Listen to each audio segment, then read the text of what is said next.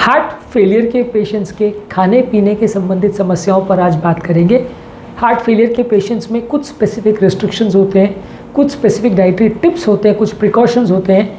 आज इन सब चीज़ों पर हम डिस्कशन करेंगे ताकि एक ओवरऑल आपको आइडिया मिल जाए कि हार्ट फेलियर पेशेंट्स को क्या क्या चीज़ों का विशेष ध्यान रखने की ज़रूरत है। टॉपिक पर जाने से पहले जो लोग हमारे चैनल पर नए हैं उन्हें रिक्वेस्ट करूँ कि चैनल को सब्सक्राइब करें, वीडियोज़ को लाइक करें, शेयर करें, फॉलो करें, कमेंट करें, पूरा देखें।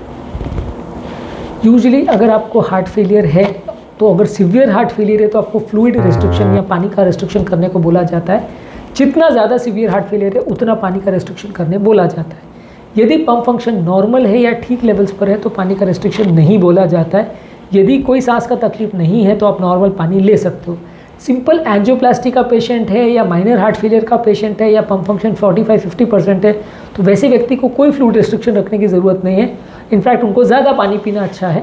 पर यदि आपका पंप फंक्शन 30% से कम है और खासकर अगर आपको सांस फूल रही है या इस तरह का आपको हार्ट फेलियर है जहाँ पंप फंक्शन थोड़ा ठीक होने के बावजूद भी आपको सांस फूल रही है तो वैसे लोगों में आपको ज़्यादा सावधानी रखनी पड़ेगी।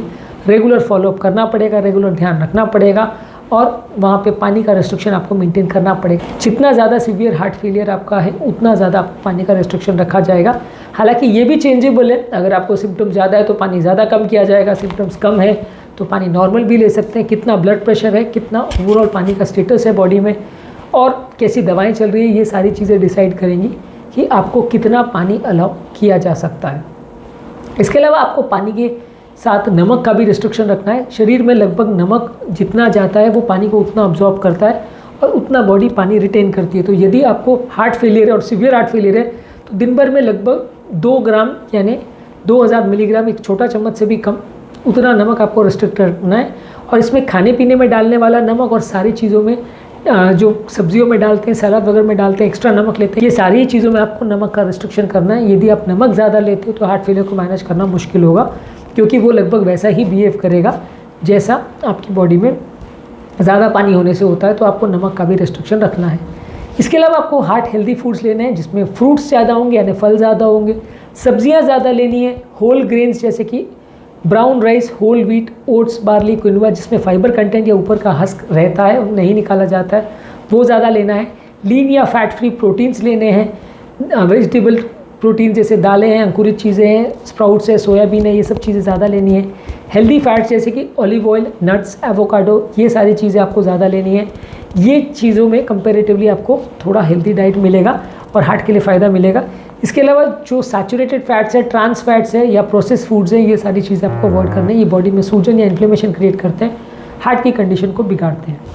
इसके अलावा आपको पोर्शन साइजेस का ध्यान रखना है। एक बार में बहुत ज़्यादा खाना नहीं खाना है, सीमित मात्रा में हर खाने को खाना है क्योंकि बहुत ज़्यादा खाना खाने से वेट बढ़ सकता है जो कि बीपी, शुगर, कोलेस्ट्रॉल और हार्ट के प्रॉब्लम्स को बढ़ा सकता है। तो खाने को सीमित मात्रा में खाएं, प्रॉपर उसका मात्रा को देख के कैलकुलेट करके फिर खाएं तो अच्छा है। इसके अलावा कोई भी अगर ऐसे खाद्य पदार्थ है जिसमें आपका पानी बहुत ज़्यादा बढ़ सकता है जैसे कि क्यूकम्बर यानी खीरा है, तरबूज है, ये सब में पानी ज़्यादा रहता है। इसके अलावा सूप्स है, क्योर्ड मीट्स है, फ्राइड फूड्स है, ये सब चीज़ों में भी ऐसे पदार्थ रहते हैं जो बॉडी में पानी रिटेन कर सकते हैं। तो ये सारी चीज़ों को भी आपको थोड़ा ध्यान देना है। जो चीज़ों में खुद पानी है उस पर भी ध्यान देना है और जो चीज़ों में पानी रिटेन करने की प्रॉपर्टीज़ है उनको भी ध्यान देना है क्योंकि ये सारी चीज़ें ओवरऑल आपकी बॉडी के फ्लूइड स्टेटस को अफेक्ट कर सकती है जिसको आपको विशेष ध्यान देने की ज़रूरत है। इसके अलावा बॉडी में पोटेशियम और मैग्नीशियम का इंटेक कितना रहेगा उसको भी ध्यान देने की ज़रूरत है। कई बार हार्ट फेलियर के पेशेंट में किडनी का भी साथ में प्रॉब्लम होता है तो वैसे केस में केला है, ऑरेंजेस है, पोटैटोज़ है, पालक है, टमाटर है, इस समय पोटेशियम ज़्यादा होता है, इसको अवॉइड करना है। यदि किडनी का फंक्शन अच्छा है तो इन सब चीज़ों को ज़्यादा ले सकते हैं। इसके अलावा मैग्नीशियम पर भी ध्यान देना है। ये नट्स में, सीड्स में, होल ग्रेन्स में और हरी साग सब्जी में ज़्यादा होता है। यदि मैग्नीशियम की कमी है तो उनको ज़्यादा लेना है, नहीं तो अवॉइड करना है। इसके अलावा बॉडी वेट को सही तरह से मेंटेन करिए। बॉडी वेट बहुत ज़्यादा या बहुत कम नहीं होना चाहिए। यदि आपका बॉडी वेट बहुत ज़्यादा है तो भी आपका बीपी, शुगर, कोलेस्ट्रॉल का कंट्रोल बिगड़ेगा और कम है तो भी नुकसानदायक हार्ट फेलियर में। तो आइडियल बॉडी वेट होना चाहिए, बॉडी मास इंडेक्स आपका लगभग 20 से 22, 23, 24 के बीच में होना चाहिए। बहुत ज़्यादा और बहुत कम होना दोनों ही नुकसानदायक है। इसके अलावा आपकी मेडिसिन को रेगुलरली लीजिए और जो भी डाइटरी रिक्वायरमेंट्स है उसके लिए अपने डॉक्टर और फिजिशियन से डिस्कस करते रहिए। जो भी उनके डाइटरी प्रिकॉशंस है आपकी पर्टिकुलर डाइट के हिसाब से उस पर ध्यान दीजिए। बेटर होगा कि एटलीस्ट 1 से 2 बार एटलीस्ट स्पेशलिस्ट डाइटिस्ट को मिल लीजिए क्योंकि डाइटिशियन आपको प्रॉपर बता पाएगा कि किस पर्टिकुलर एरिया में आप ले रहे हो वहाँ कौन से खाद्य पदार्थ आप खा सकते हो उसके हिसाब से आपको डाइट चार्ट बना के देगा। प्रॉब्लम क्या होती है कि हम कई बार इंटरनेट पे कोई चीज़ अवेलेबल है या रैंडमली किससे पूछ के चीज़ें खाना चालू तो कर देते हैं, पर क्योंकि वो हमारे टेस्ट को सूट नहीं करता तो हम लंबे समय तो उसे मेंटेन नहीं कर पाते। और हार्ट की डाइट से ज़्यादातर फ़ायदा आपको तभी होगा जब आप इस सब चीज़ों को लंबे समय तक मेंटेन करें। शॉर्ट ड्यूरेशन के लिए अगर आप कोई भी लाइफस्टाइल चीज़ों को फॉलो करेंगे तो ज़्यादा फ़ायदा नहीं होगा। तो इसलिए आपको प्रॉपर डाइटिशियन से मिलकर अच्छी डाइट पर फोकस करना चाहिए, उसे लंबे समय तक मेंटेन करने का प्रयास करना चाहिए। अलग अलग तरह के ऑप्शंस पर भी वर्क करना चाहिए ताकि आप अपने आप को एक वैरायटी दे सकें, अपने पेशेंट को एक वैरायटी दे सकें।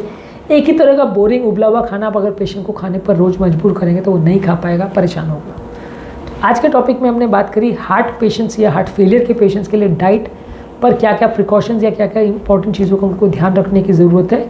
इसके अलावा डाइट पर और हार्ट पेशेंट्स की डाइट पर हमने बहुत सारे वीडियोस किए हैं, वो हमारे डाइट के प्लेलिस्ट में आप चेकआउट ज़रूर कर सकते हैं।